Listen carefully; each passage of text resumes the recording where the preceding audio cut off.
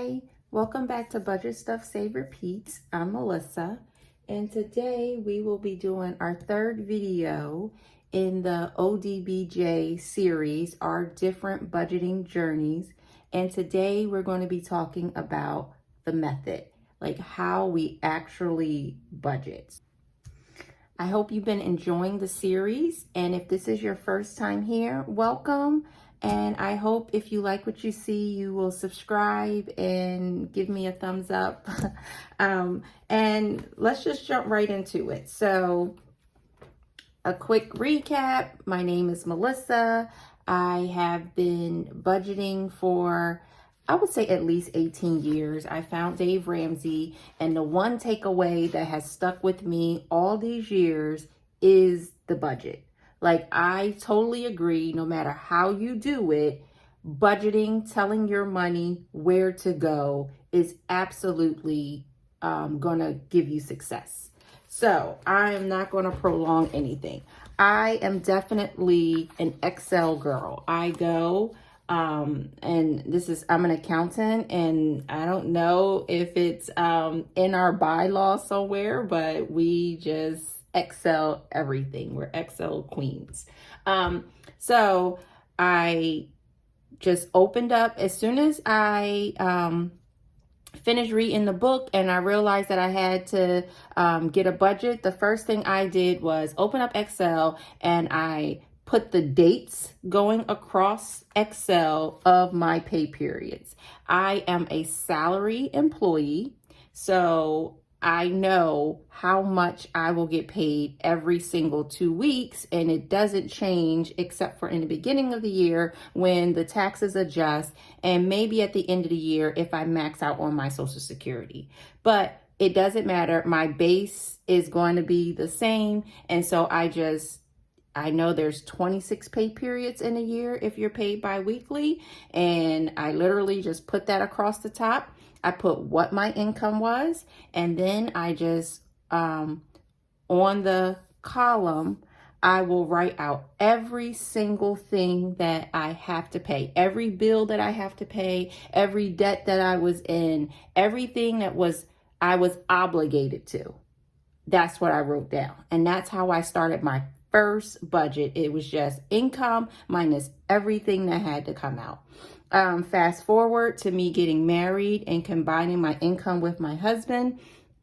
We did the same exact thing. He gets paid twice a month, so he has 24 pay periods per year, and he is also salary. So his pay we know what it's going to be. So now I have 4 dates going across, and 2 months out of the year I get paid twice. So I get paid a third time, so it'll be 2 months out of here that will have 5 dates going across. I list our income, and then I literally take out everything that we are obligated to pay. And but now, as life has gone on, I have added categories to just make life easier for us.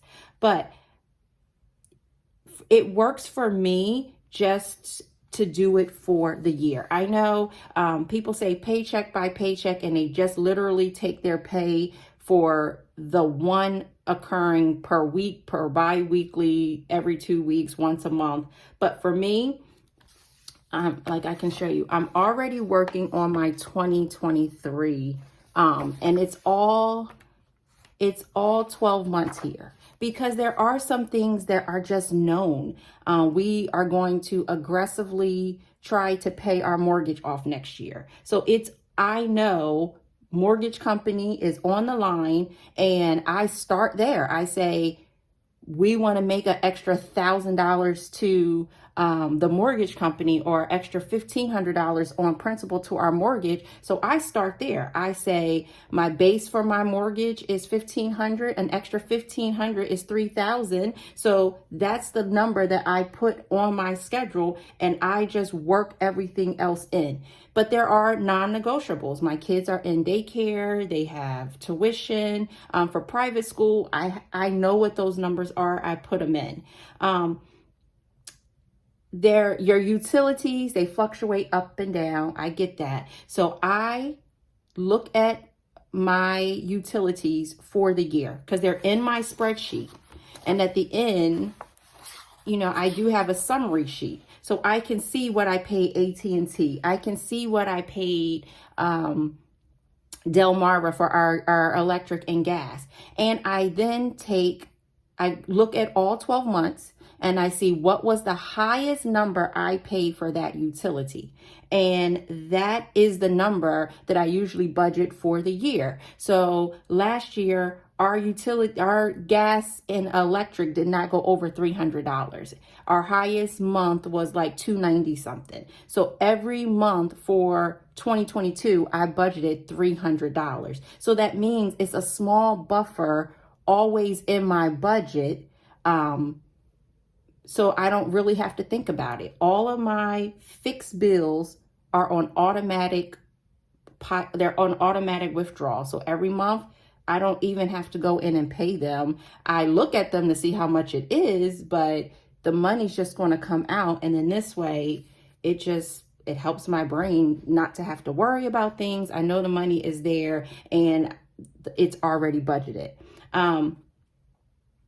Then there's things like that we just want to cover. We want our kids to do activities. We want our kids to have a 529. We have lawn services. We have people that come in and help us with maid services.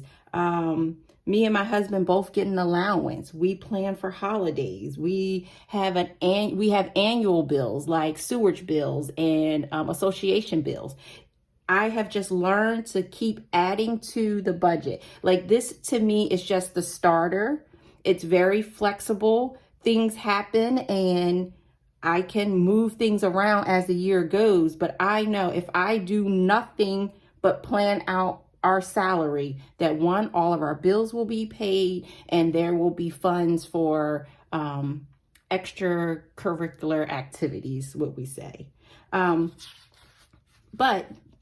the other thing that, because I found this community that I have revolved our budget, is those little buffers that I was putting in there. I did start pulling them out to stuff our sinking funds. So I'm just looking for October right now. It says that my gas and electric bill, I budgeted $300, is going to come in at $270 basically. So that's $30 buffer in my budget that would have just gotten absorbed and I really wouldn't have known where it was going. Now I pull it out and I stuff all my mini savings challenges. My husband got an increase this year. Usually we would put that probably, I'm not sure. We would have found somewhere to put it, whatever, like maybe we would have made extra payments on the car because we do have a car note. We do have one credit card that it has a 0 APR. So we have the plan to pay it off before any interest, but maybe we would have paid it off sooner. But this year, you know, we pulled it out and we're going to use it for Disney. So it's, when you have the budget, it does give you, I guess it gives you some wiggle room. It's like, you know, what can't be changed. I can't change my base of my mortgage, but I know that there's an extra $500 that I'm contributing to my mortgage. So if something comes up there, I could always reduce it for that 1 month.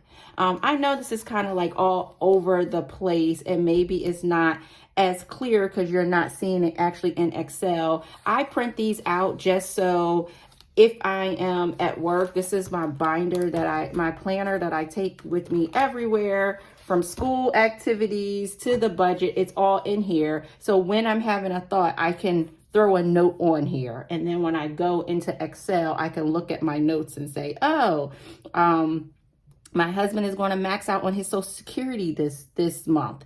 So there's an extra $1,000 that's coming in because we maxed out on Social Security. And if you don't know what that is, maxing out on Social Security means every year there's a limit that you have to pay towards Social Security. And once you hit that limit, then they stop taking Social Security out your check. Well, because my husband got increases this year, he hit his limit in September. So for the rest of the year, Social Security won't be taken out of his check. I usually don't hit my limit until December. I usually only get one paycheck or half of a paycheck where I don't pay Social Security. But I just make notes of those things so that, one, it doesn't get just blown like we just didn't notice it. But two, we can say, oh, it's an extra $1,000. Let's put this money towards, and then name that thing that we want to put it towards. I do feel like some people may think budgeting is restrictive. I do find it very freeing because, I mean, you have to be honest.